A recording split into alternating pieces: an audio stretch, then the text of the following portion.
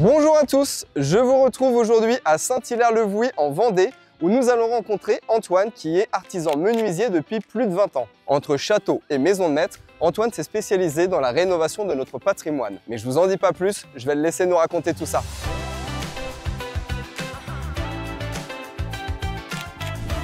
Bonjour Antoine. Bonjour Romain.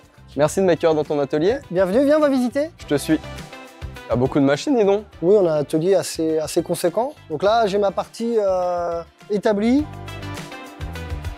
Le métier de menuisier aujourd'hui, c'est la pose d'éléments préfabriqués, industriels, et le métier de fabrication aussi. C'est un métier qui est très manuel, qui a énormément évolué avec l'industrialisation, le développement des ateliers. Moi, je me suis orienté vraiment dans la fabrication traditionnelle. Donc on prend des planches brutes et on va à un ouvrage fini. Et on répare des fenêtres, on répare des boiseries, on va refaire à neuf, on va refaire l'identique. Qu'est-ce qui te fait encore rêver dans ce métier? Ce qui me fait rêver, ce qui m'anime, c'est le travail du bois. Le travailler, le façonner, et puis créer des ouvrages, des meubles, quels qu'ils soient. Et maintenant, est-ce que tu accepterais de m'apprendre un geste traditionnel pour devenir menuisier? Bah avec plaisir, allez viens.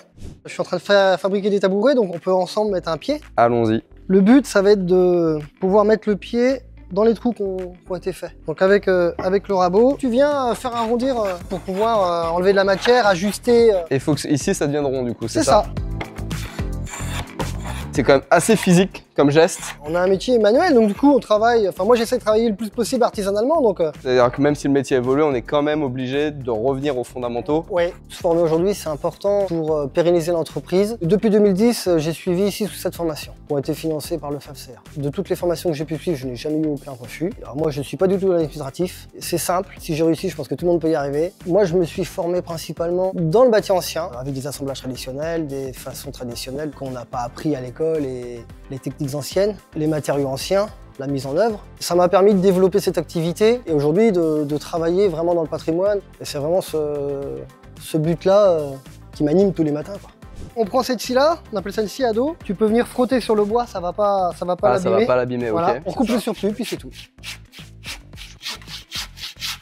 Bah, super. Ça a l'air bien là. Très satisfait en tout cas, c'est super. Donc ça y est, je suis menuisier ou pas? Presque, un bon début. Il manque quand même un dernier pied. Ouais, hein. mais c'est pas grave. Bah écoute, je vais te laisser terminer le tabouret, ça ira plus vite que si c'est moi qui le fais, je pense. Pas de soucis. Et en tout cas, merci beaucoup de m'avoir fait découvrir ton métier, ta passion du bois. Je te laisse terminer ça et moi je te dis à bientôt. Merci bien.